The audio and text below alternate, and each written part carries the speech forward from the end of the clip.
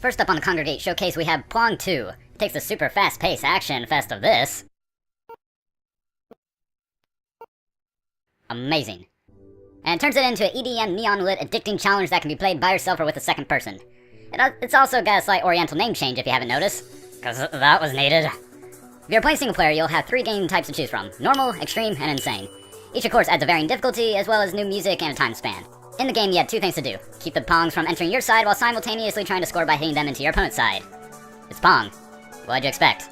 This ain't no kitty cat motherfucking frickin' warfare. But unlike traditional Pong, there are power-ups that range from increasing your line's width, activating slow-mo time, and a few other unique abilities that can give you an advantage.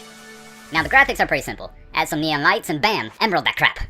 But since Pong is a simple game, it does its job and it works pretty well with it. On the other hand is the music. For such a quick game, it's got its music right. It starts off slow and then builds into this great electronic beat when it hurls 100 balls at you. At the end of the match, it shows you your stats and gives you a ranking. It doesn't really matter that much, but at least it's there. And then finally we have the badges. We have an easy badge for winning a game, a medium badge for achieving 90% accuracy in a match, and a hard badge for earning all 12 in-game achievements, which really isn't that hard since you can just upgrade your line in the shop on the menus to give you that little boost.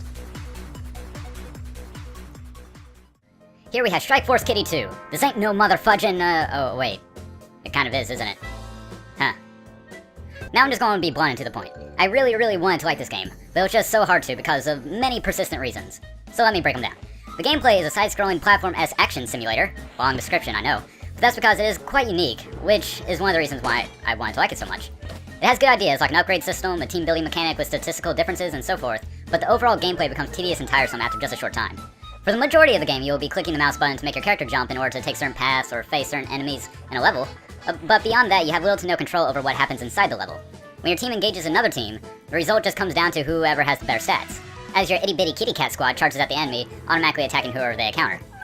This wouldn't be so bad if the grind to be able to make your team have the stats they need for each level were just a bit quicker, but it took me 1.5 hours to beat the very first boss after stage 4, and each stage is only about 30 seconds to a minute long, so you can definitely tell how it would be pretty boring to play those same repeated levels at the constant rate you need to in order to defeat just the first boss. And after you beat him, it still doesn't pick up the pace. Now like I said, it has great ideas. The team loadout where you choose from different costumes you acquire from being enemy teams is great. All of the outfits that have different stats and abilities that help you with certain situations depending on the level. And on top of that, there's a gym where you train your squad in 3 main stats, strength, endurance, and speed, with the in-game currency you collect from beating every mission. Aesthetically wise, the game looks good and has all-around charming music. In a lot of ways, it's very similar to Scribblenauts. The cartoony foxes and cats fit pretty well with the picture. And they're just so adorable. Sorry about that. Once more, the sound fits extremely well with the game and is probably what stood out the most for me. And lastly, we have William and Sly. It's a little different than most of the games I played on Kongregate. It doesn't focus on combat at all, and instead puts all of its gameplay on collecting and platforming. For the most part, you'll just be jumping on platforms, collecting mushrooms, drugs, and gathering fireflies in order to activate runes, which is the main objective of the game. Now, I grew up playing all the Banjo and the Kazooies, the Super Mario Bros, and of course DK64, so I naturally like these types of games. So the enjoyment you get from this game will probably vary quite a bit from person to person, but that basically sums up all the gameplay, to be honest. Now onto the graphics, I guess. Visually, this game looks great, and it reminds me a lot like more of a realistic Dust than Elysian Tale, which isn't a bad thing, because that is the most vibrant and best art style I've seen in a game to date. And yes, I know this game came out before Dust, but still it holds up very well for this day and age, and so that's definitely going for it. Now for the sound, on the other hand, holds something to be desired. The ambient soundtrack is fine, but the hollowness of the thunder or other objects in the game just feel too bass heavy.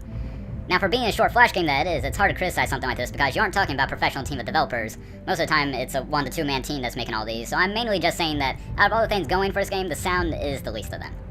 And for the badges, we have a medium badge for obtaining a map, another medium badge for learning the power of flight, because all foxes can fly, right?